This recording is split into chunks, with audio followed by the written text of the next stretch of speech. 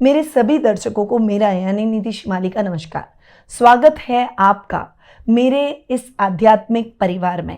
आज हम बात करेंगे जून के मासिक राशिफल की, यानी इस महीने आपकी राशि के जीवन में क्या क्या बदलाव, अवसर, चुनौतियां और विशेष संयोग बन रहे हैं। कौन से दिन आपके लिए खास रहेंगे, किन क्षेत्रों में आपको अधिक मेहनत की आवश्यकता होगी और किस दिशा में आपको लाभ प्राप्त होगा। इन सभी सवालों के जवाब आज के इस वीडियो में आपको मिल जाएंगे। साथ ही मैं आपको इस महीने का एक विशेष उपाय आपकी राशि के अनुसार बताने वाली हूं, जो आपके जीवन की नकारात्मक ऊर्जा को दूर करेगा और सौभाग्य को आकर्षित करने में सहायक साबित होगा। तो चलिए शुरुआत करते हैं वृषभ राशि वालों के जून माह के मासिक राशिफल की। सबसे पहले इस माह के कैलेंडर पर आते हैं। 5 जून को गंगा दशहरे का पर्व मनाया जाएगा। 6 जून को निर्जला एकादशी का पर्व बड़ी धूमधाम से मनाया जाएगा। 18 जून को कालाष्टमी का पर्व आ रहा है। वही 21 जून को अंतर्राष्ट्रीय योग दिवस मनाया जाएगा। 26 जून को गुप्त नवरात्रि प्रारंभ हो जाएगी और 27 जून को जगन्नाथ रथ यात्रा निकाली जाएगी। 28 जून को विनायक चतुर्थी मनाई जाएगी। तो ये है व्रत और त्योहारों की लिस्ट जो कि इस माह में आने वाले हैं। अब आ जाते हैं ग्रह गोचर की स्थिति पर कि ग्रहों की स्थिति इस माह में कैसी रहेगी। सबसे पहले बात करते हैं सूर्य की, जो कि वर्तमान में अपनी समराशि वृषभ में विराजमान है। 15 जून को अपनी मित्र राशि मिथुन में प्रवेश कर जाएंगे। बुध ग्रह की बात करें, जो कि वर्तमान में अपनी अति मित्र राशि वृषभ में विराजमान है और 6 जून को ही अपनी खुद की राशि मिथुन में स्वग्रही हो जाएंगे। 22 जून को पुनः राशि परिवर्तन कर अपनी समराशि कर्क में प्रवेश करेंगे। मंगल ग्रह की बात करें, वर्तमान में अपनी नीच की राशि कर्क में विराजमान है और 7 जून को अपनी अति मित्र राशि सिंह में प्रवेश करेंगे। गुरु ग्रह की बात करें, वे इस पूरे माह अपनी समराशि मिथुन में विराजमान रहेंगे। आपके राशि स्वामी की बात करें शुक्र की, तो वे वर्तमान में अपनी मित्र राशि मेष में विराजमान है और 29 जून को अपनी खुद की राशि वृषभ में स्वग्रही हो जाएंगे। शनि ग्रह की बात करें, पूरे माह अपनी मित्र राशि मीन में विराजमान रहेंगे। राहु अपनी मित्र राशि कुंभ में और केतु अपनी सम राशि सिंह में इस माह विराजमान रहने वाले हैं। तो ये है इस माह की ग्रह गोचर की स्थिति। अब बिना कोई देर किए हुए आ जाते हैं वृषभ राशि वालों के जून महीने के मासिक राशिफल पर। और ये जो मैं आपको राशिफल दे रही हूँ, ये चंद्र गणनाओं पर आधारित है। आप इसे अपनी राशि और लग्न दोनों के हिसाब से देख सकते हैं। तो शुरू करते हैं आपके राशि स्वामी से, जो कि है शुक्र।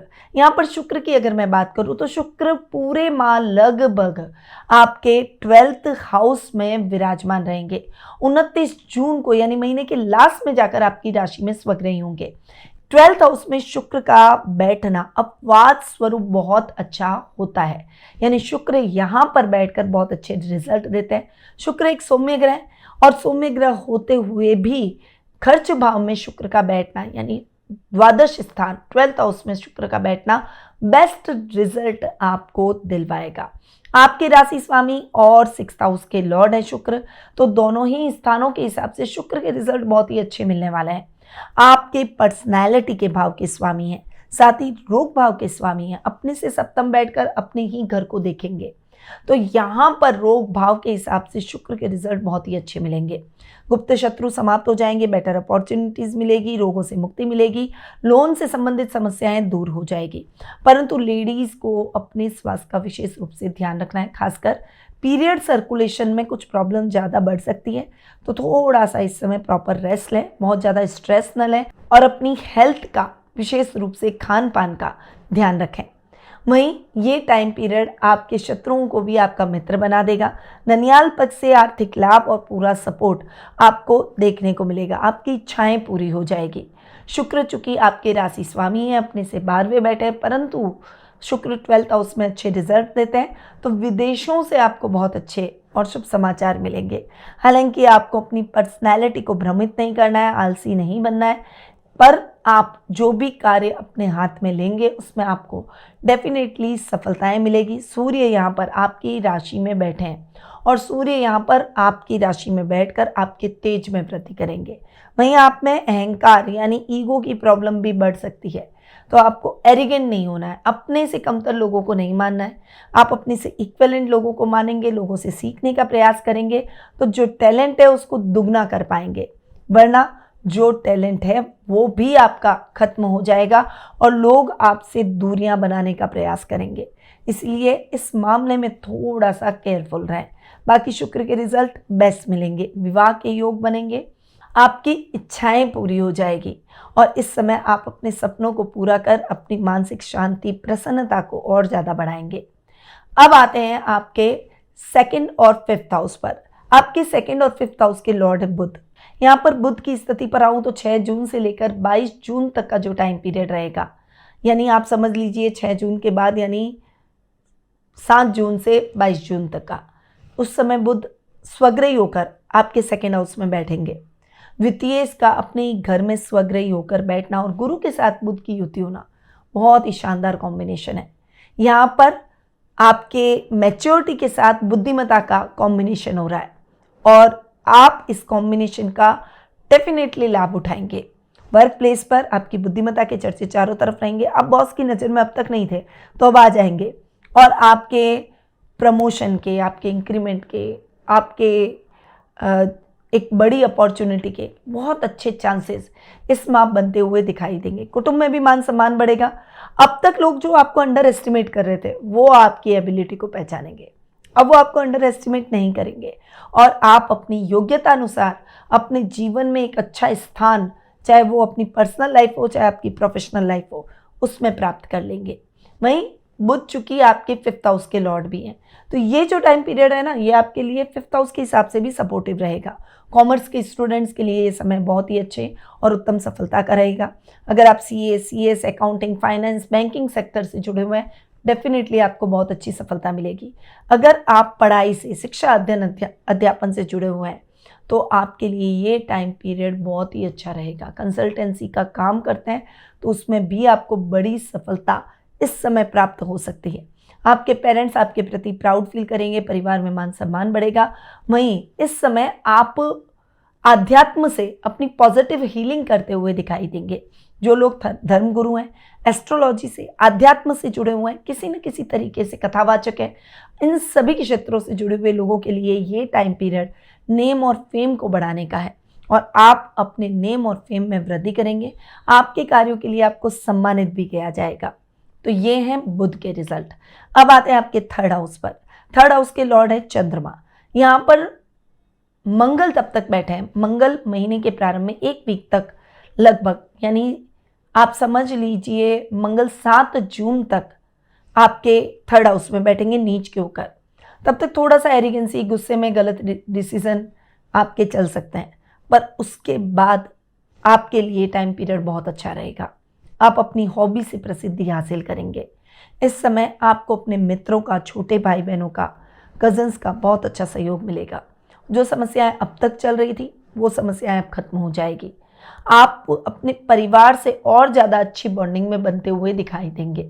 वहीं वर्क प्लेस पर भी आपकी बॉन्डिंग अपने सहकर्मियों के साथ अच्छी रहेगी, जिससे एक टीम वर्क की तरह कार्य कर अपने कार्यों को सही समय पर आप पूरा कर पाएंगे और ये आपके लिए आपके बॉस की नज़र में आगे बढ़ने वाला रहेगा।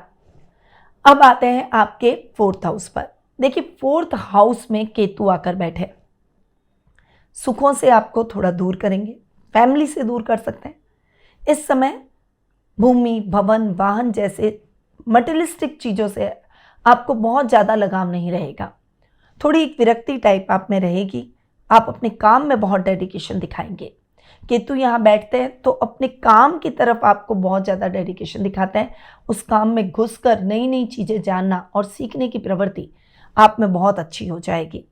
फोर्थ हाउस के लॉर्ड सूर्य पहले आपकी राशि में बैठे हैं और उसके बाद सूर्य आ जाएंगे आपके सेकेंड हाउस में, और दोनों ही परिस्थितियों में सूर्य के रिजल्ट भी आपको बहुत अच्छे मिलेंगे।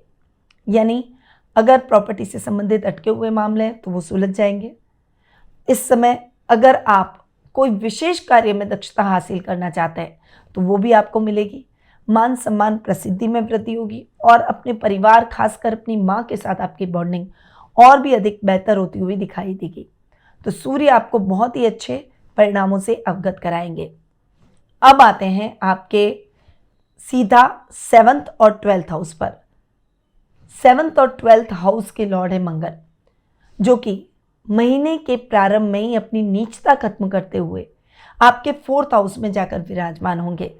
7th हाउस का लॉर्ड अगर केंद्र में ही बैठ जाए और भूमि के स्थान में मंगल का बैठना आपके लाइफ पार्टनर के नाम से जो भी आपने प्रॉपर्टीज ले रखी ना, उसमें आपको बहुत अच्छा लाभ दिलाएगा।